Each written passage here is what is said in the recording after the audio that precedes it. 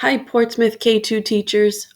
Yesterday, Steve Costa gave us the rights to use IXL for grades K through 2. Grades 3 and 4 are already familiar with it, so I want to do a quick walkthrough in case you would like to use this with your students. You're going to first go to ixl.com/sign-in/Portsmouth. And I believe you got a link in your email. Mrs. King shared hers with me, so that's the one I'm going to use.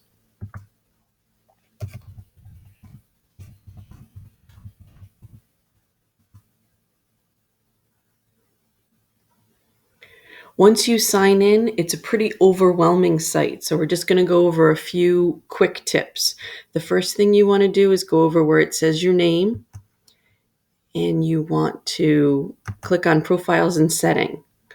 Right here, it will have your first name. I changed Liz's to Mrs. King because that's what's going to be displayed, and then you just click Submit. If you want your children to have access to all of these subjects, keep them clicked. If you want them to only have access to a few, then leave just a few clicked. And then you're going to go to your roster.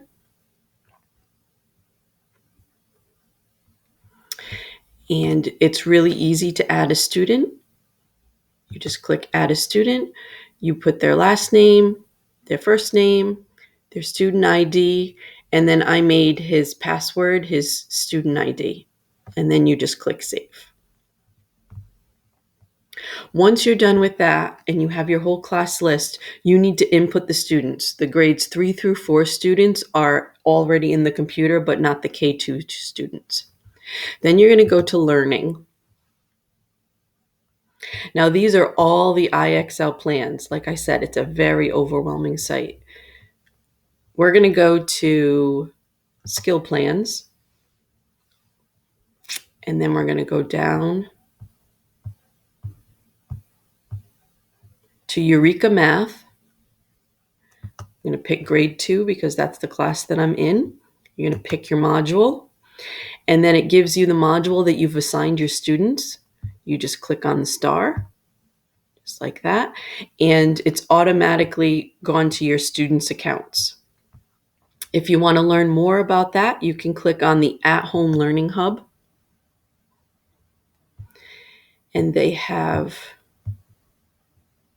a guide for you to follow, which is basically what I just talked about. You assign the skill with the star, and then you go in and you look at their goals and you check for their understanding. So there's more information here for you if you're interested.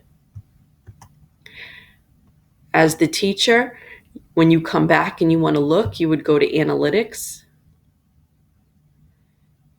and you would check out your students and see how your students are doing. Or you could check out the skills and see the skills that they're practicing. Now, the recommendation that they have for students, I'm going to go in as a student now.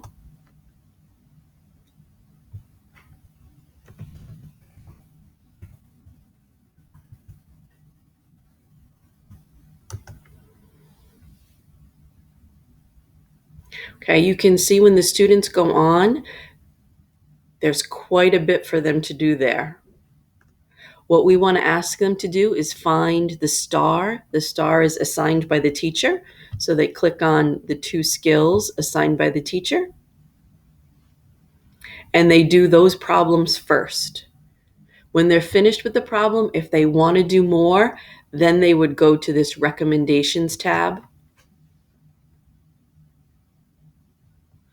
And this will self-adjust as the students answer questions in all 4 areas.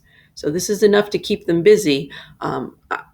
If you find it overwhelming for some of your students, there's really no need to get used to this because we won't have access to it when we have to pay. If you have any questions, please contact me. I'd be happy to help.